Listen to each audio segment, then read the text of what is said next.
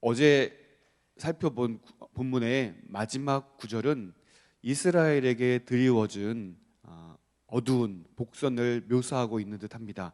10절 말씀 한번 보시면요, 그 세대의 사람도 다 그 조상들에게로 돌아갔고 그 후에 일어난 다른 세대는 여호와를 알지 못하며 여호와께서 이스라엘을 위하여 행하신 일도 알지 못하였더라. 아멘.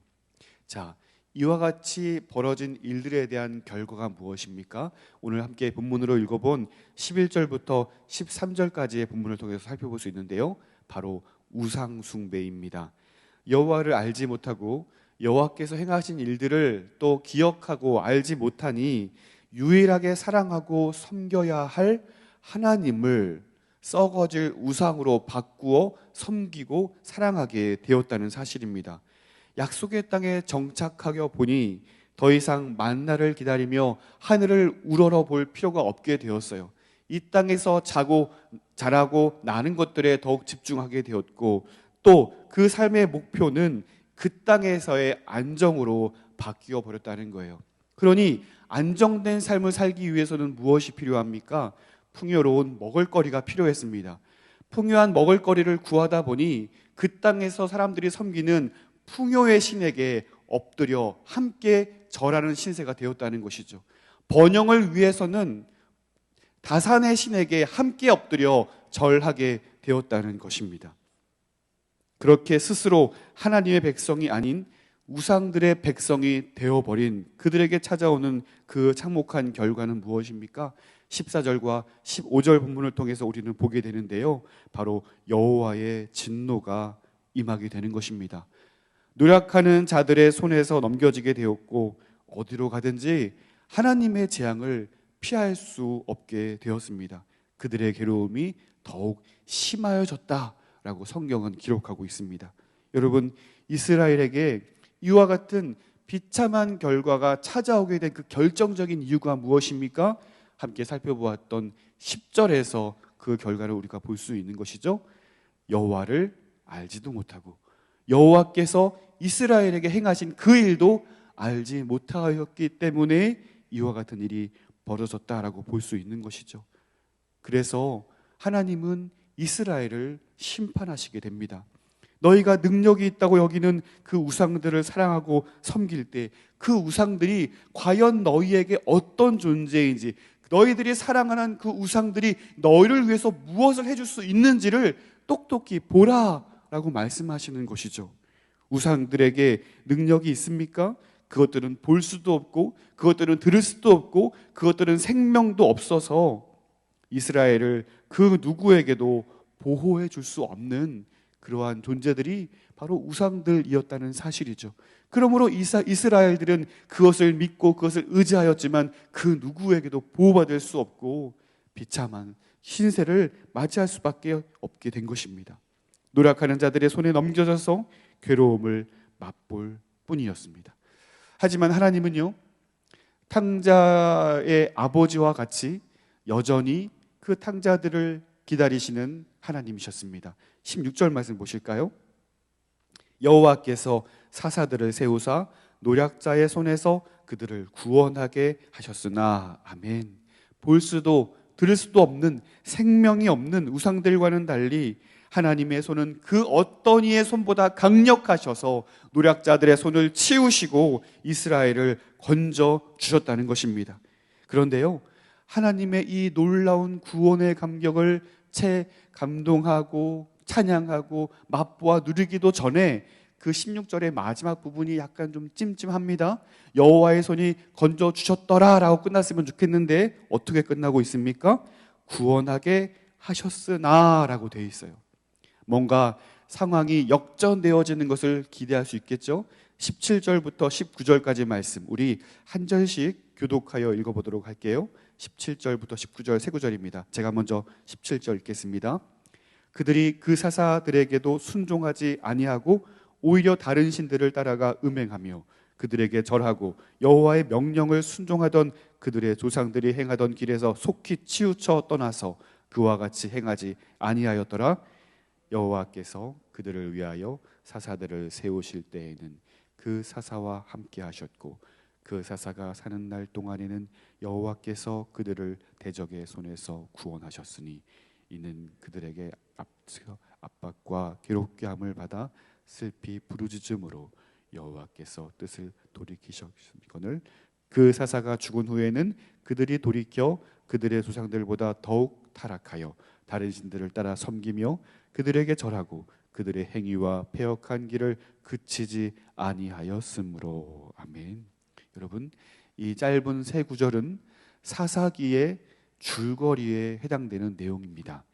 하나님의 구원을 기뻐하는 것도 잠시, 다시 현실의 삶을 마주하며 하나님도, 하나님이 행하신 일도 또 망각하여 그렇게 은혜를 까먹어 버리는 것이죠.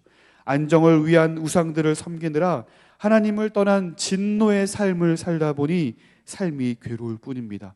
왜냐하면 나의 힘으로 그 모든 것들을 해결해야 하고 내 생각과 내 계획으로 그 모든 일들을 실행해야 하기 때문입니다. 괴로움이 극심하여 하나님께 부르짖으니 탕부 하나님은 여전히 그 자리에 계셔서 탕자들을 맞아주시고 또한 회복해 주시는 것이죠. 그러면 또 떠날 준비를 하는 것이 바로 이스라엘이었고 어쩌면 이 자리에 모인 우리의 모습일지도 모르겠습니다. 이 짧은 세 구절을 통해 이스라엘에게 들어오지는 먹구름은 점점 더 짙어지는 양상이죠. 19절 그리고 19절 말씀을 보시면요, 그 사사가 죽은 후에는 그들이 돌이켜 그들의 조상들보다 더욱 타락하여 다른 신들을 따라 섬기며 그들에게 절하고 그들의 행위와 패역한 길을 그치지 아니하였으므로. 코로나19가 이 세상을 장악한 이후에 수많은 사람들이 애타게 기다리는 것은 바로 백신이었습니다. 짧은 시간에 그 긴 임상 과정들을 생략하고 기적적으로 백신이 개발되어서 사람들은 1차와 2차를 접종하게 됩니다. 마음에 안심을 하게 되지만 코로나19는 우리에게 돌파 감염이라는 화답을 하면서 이렇게 말하는 것 같아요. 아직 멀었다. 아직 멀었다. 이것으로는 되지 않는다 라고 우리에게 말하는 것 같아요. 어쩌면 이러한 모습이 바로 이스라엘의 모습이지 않은가라고 생각해 봅니다. 조상들보다 더욱 타락한 신인류의 등장이 오늘 본문을 통하여서 보게 되는 것입니다. 하나님의 구원이 임하였지만 끊임없이 그 구원을 박차고 다시 세상으로 나아가는 이스라엘의 모습, 괴로움이 찾아오고 또 하나님께 간구하지만 하나님의 구원이 임하게 되어 그들을 건져주시지만 또다시 그 은혜를 박차버리고 더욱 타락하는, 계속해서 시대와 시대를 거슬러 가면서 더욱 타락하는 그 시대적인 양상을 오늘 본문을 통해 보게 됩니다. 아, 출애굽 사건 알지? 아, 이스라엘이 광야를 건너가면서 불기둥과 구름기둥을 통해서 하나님의 은혜를 맛본 거 알고 있지. 그 만나도 알지. 그런데 그게 나의 삶과는 무슨 관계인가? 그것은 과거의 일일 뿐이고 현재를 살아가는 나에게는 그것이 무슨 의미가 있는가? 하나님을 믿지. 내가 하나님을 알지. 하지만 하나님의 것은 하나님이고 나의 삶은 나의 것이 아닌가? 여전히 나의 삶은 내가 개척해 나아가야 하는 것이 아닌가? 하나님께서 때마다 우리에게 손 내미셔서 회개하게 하시고 또 하나님의 은혜를 깨닫게 하시지만 내 안에 있는 죄성이 그 은혜를 돌파해서 다시 옛 모습으로, 과거의 모습으로 우리를 이끌어 내리고 있는 건 아닌지 모르겠습니다. 하나님의 은혜로 이제 주를 위해 살겠다고 했지만 현실이라는 그 각 잡힌 틀 안에서 무엇을 먹어야 할지, 무엇을 입어야 할지, 어떻게 살아야 할지 끊임없는 염려와 근심이 하나님의 은혜를 돌파하여 무너뜨리려 하고 다시금 끊임없이 벽돌을 굽고 나르는 그 과거의 종의 신세로, 종의 모습으로 우리를 이끌고 있지는 않은지 우리는 생각해 보아야 하는 것입니다. 사랑하는 성도 여러분, 이 악순환의 연결고리를 끊을 수 있는 방법은 다시 10절로 돌아가는 것입니다. 그 10절로 돌아가 그러한 삶의 반면교사를 삼고 이스라엘이 여호와를 알지도 못하고 여호와께서 이스라엘을 위하여 행하신 일도 알지 못하였다면 이제는 우리가 그것을 반면교사 삼아서 하나님을 알고 하나님께서 우리를 위하여 행하신 그 일들을 결단코 잊지 아니하고 하나님의 품 안에 나아가는 것이야말로 이러한 악순환의 고리를 끊어버리는 삶의 결과를 우리가 볼 것입니다. 그러므로 첫 번째 우리가 기억해야 할 것은 하나님을 알아야 합니다. 하나님이 우리를 위하여 행하신 일들을 우리는 기억해야 합니다. 하나님의 사람 존 칼빈은 이런 말을 했어요. 나를 알기 위해서는 하나님을 알아야 합니다. 하나님을 깊이 생각할수록 인간이 어떤 존재인지, 무엇을 위해 살아야 하는 존재인지를 우리는 더욱 깊이 깨달을 수 있게 된다는 것입니다. 그러므로 하나님께서 인간에게 자신을 나타내고 계시는 그 특별한 계시인 이 성경 말씀을 우리는 더욱 깊이 묵상하고 깊이 알아야 할 줄로 믿습니다.